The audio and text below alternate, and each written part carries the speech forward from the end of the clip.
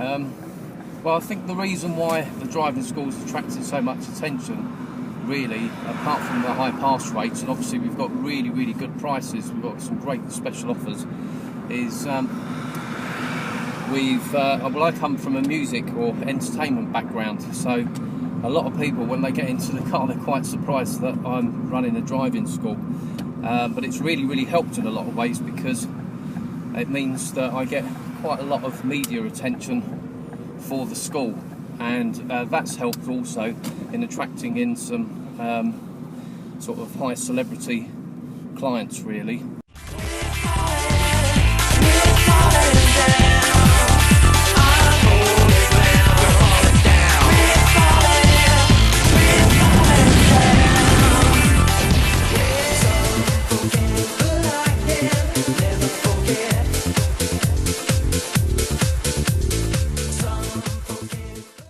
I mean, it's quite funny, really, because, as I said, a lot of my pupils get in the car and they recognise me, and they're a little bit surprised that I'm running a driving school as well. I'm still in the music industry, and just recently I had a very, very big international hit, which is called Plastic Girl Regeneration.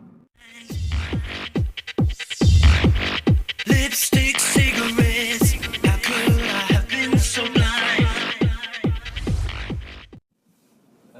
Well, the driving school really started to attract attention when I came up with this idea of interviewing the pupils and then uploading the videos onto YouTube, and that started gaining mass attention. I think in the first week or 10 days there have been something like about 20,000 viewings, and the phone calls were going off the roof. How did you find the training?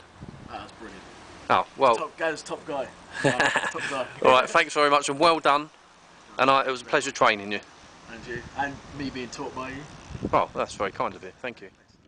Well, let me ask you a question. How did you feel with me sitting in the back of the car? Because obviously I was observing the test. And... Yeah, it was. I felt safe, and plus, after when I passed, you tapped me, and I was just like, oh, it's like an angel touched me, you know.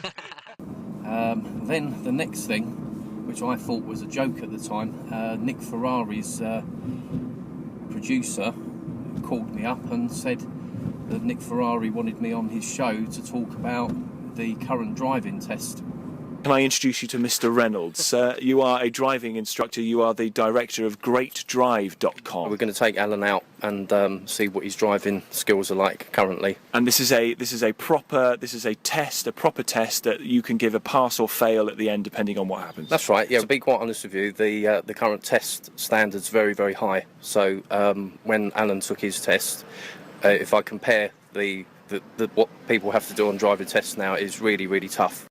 Well, a lot of people say to me, how comes you are in the music industry but you're also a driving instructor? And I suppose it is quite an unusual sort of career difference. The point is, I actually juggle both the careers, and it's quite interesting because it actually makes my whole day, week, month and year very, very interesting in itself. The other thing is, balancing out two different careers isn't really that unusual these days, because a lot of people do it. We are lucky to have Gaz Reynolds in the studio with us. So Gaz, we were talking about your having been out of music for a while, and now you've decided to return? That's right, yeah. We was just talking off air, wasn't we? Yeah. And I took 3 years out away from music, and so it was a bit hit and miss whether I thought I could make a comeback. I thought my fans had probably forgotten about me, but fortunately it's been very successful. I think these days it's not that unusual to have two different careers.